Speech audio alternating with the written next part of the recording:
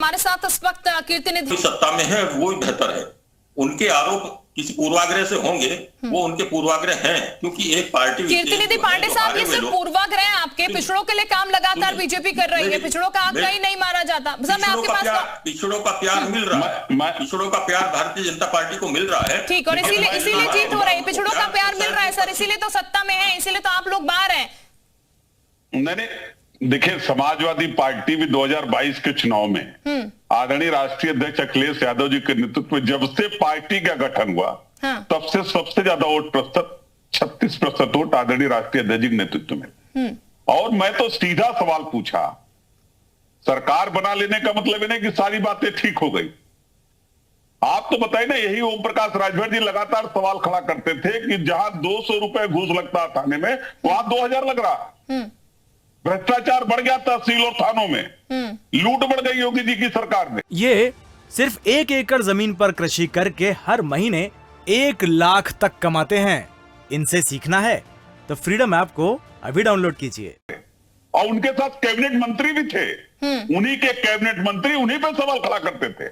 और मैंने तो सीधा सा सवाल पूछा और पर्टिकुलर सवाल पूछा कि 69,000 शिक्षकों की भर्ती हुई थी, और उसमें बाकायदा राष्ट्रीय पिछड़ा वर्ग आयोग ने पत्र लिखा था उत्तर प्रदेश के मुख्यमंत्री को कि पिछड़ों का आरक्षण मार दिया गया, इसमें उनका पूरा हक दिया गया है। और बाकायदा सरकार ने कहा था कि अगली भर्ती में जो कमी है उसको समायोजित करेंगे। और जब अगली भर्ती होने लगी तो माननीय हाईकोर्ट ने कहा कि एक पर्टिकुलर भर्ती में 50% से ज्यादा आरक्षण नहीं हो सकता।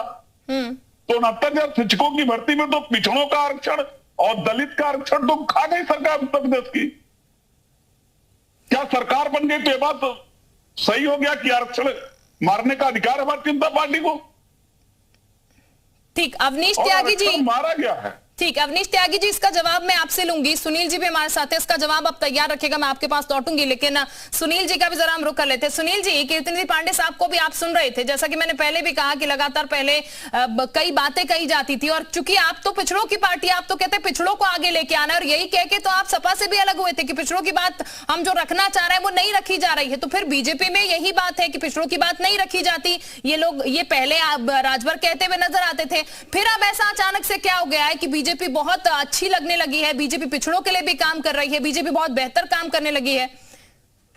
नहीं, देखिए, समय पर हमने हमारे माननीय राष्ट्रीय अध्यक्ष जी ने जो काम हुआ या जिसकी तारीफ करने की बात आई, तो माननीय अखिलेश यादव जी की भी तारीफ करने का काम किया, बहन जी की तारीफ करने का काम किया, माननीय योगी जी की तारीफ करने का काम किया। तो इसका मतलब ये नहीं कि हम किसी गठबंधन में जाकर अब इस तरीके की बातचीत जो सामने आ रही है वो कर रहे हैं। रही बात अभी कीर्तिनिधि पांडे जी कह रहे थे कि पिछड़ों को लेकर, हाँ वाकई में पिछड़ों को लेकर आपने बहुत काम किया, मगर सिर्फ पिछड़ों की एक बिरादरी आती है उसको लेकर काम किया।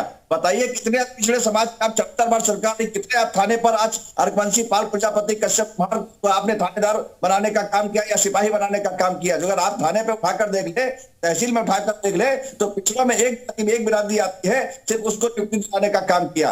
आप कहते कि पिछड़ों को लेकर काम किया, तो जाहिर सी बात आपने पिछड़ों को लेकर काम किया, मगर सिर्फ एक व्यक्ति को लेकर काम किया। आज नहीं बात लोगों की, आज न्याय समिति की रिपोर्ट चार बार आपकी सरकार रही, आपने कितना उस पर न्याय समिति की रिपोर्ट पर काम करने का काम किया। जाति जनगणना को लेकर इस समय न्याय समिति की रिपोर्ट को लेकर समाजवादी पार्टी के लोग वहां पर माननीय राष्ट्रीय अध्यक्ष जी के पतन कसने का काम कर रहे थे, जब सदन में उठाकर उस बात को रखने का काम कर रहे थे। तो आप बताइए, आप भी कौन है या पिछड़ा हितैषी कौन है जिस समय पांडे साहब, अब आरोप आपके ऊपर है, जरा जवाब दीजिएगा।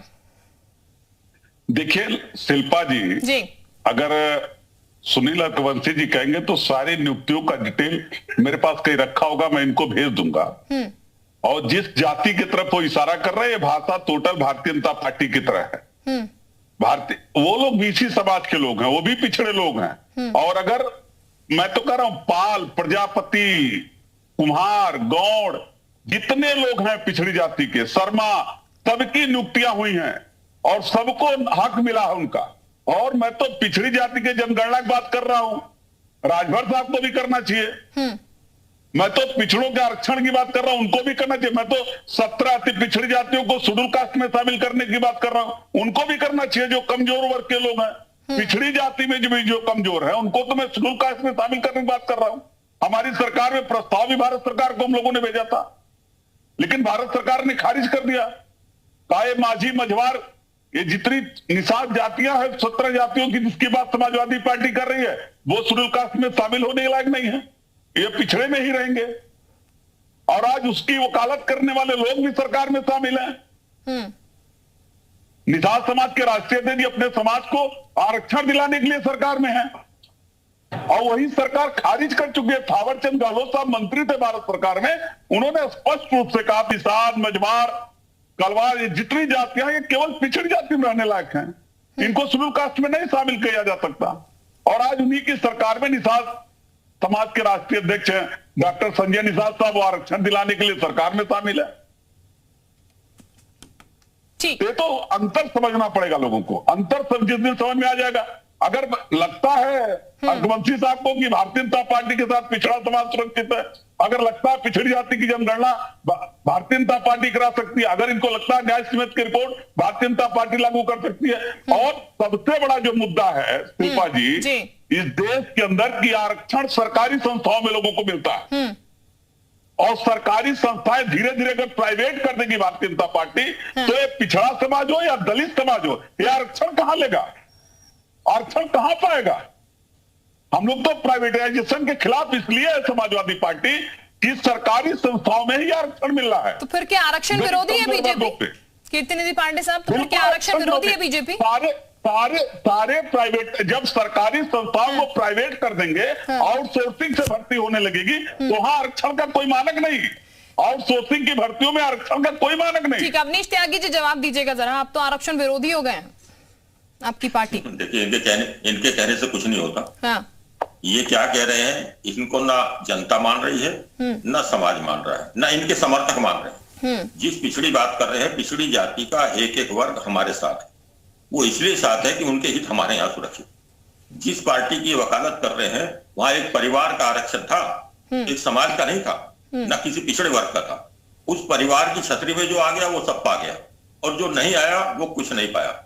तो जो संवैधानिक व्यवस्था और जो नियम तय कानून और पारदर्शी चीजें भारतीय, ये सिर्फ 1 एकड़ जमीन पर कृषि करके हर महीने 1 लाख तक कमाते हैं। इनसे सीखना है तो फ्रीडम ऐप को अभी डाउनलोड कीजिए।